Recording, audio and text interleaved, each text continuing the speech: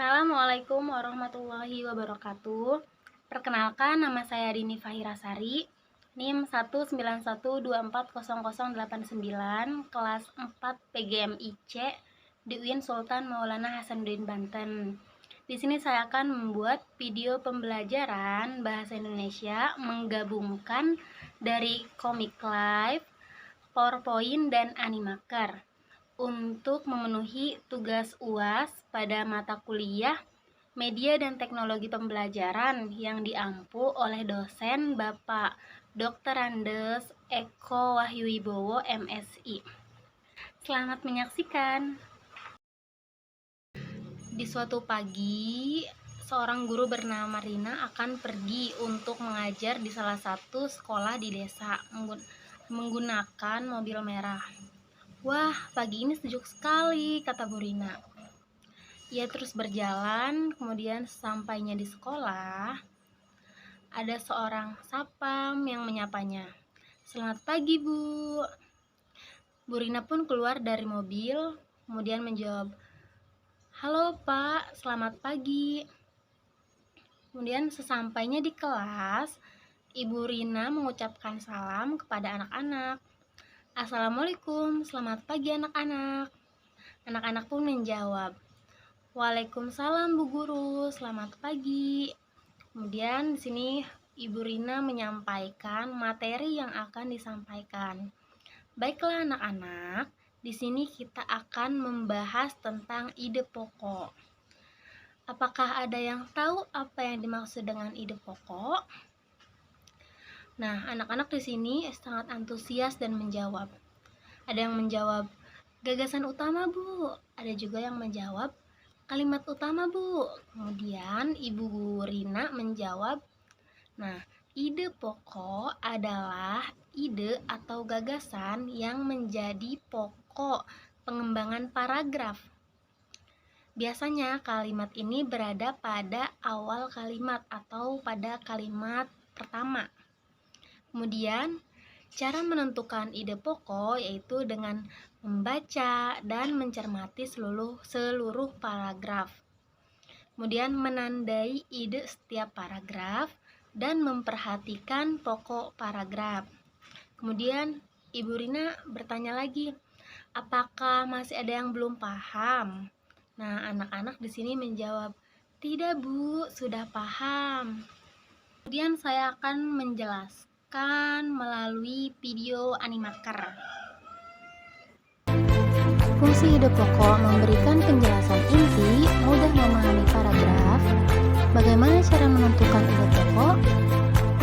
Yang pertama, membaca seluruh paragraf dengan cermat, cermati kalimat awal hingga akhir, dan yang terakhir, menandai ide setiap paragraf dan memperhatikan pokok paragraf. Selanjutnya saya akan menjelaskan menggunakan PowerPoint yang kita akan membahas contoh menentukan ide pokok paragraf yang ada pada buku siswa halaman 19. Di sini saya akan membahas terlebih dahulu satu paragraf. Nah, di sini tentang organ gerak manusia dan hewan. Salah satu ciri dari makhluk hidup adalah bergerak. Secara umum, gerak dapat diartikan berpindah tempat atau perubahan posisi sebagian atau seluruh bagian dari tubuh.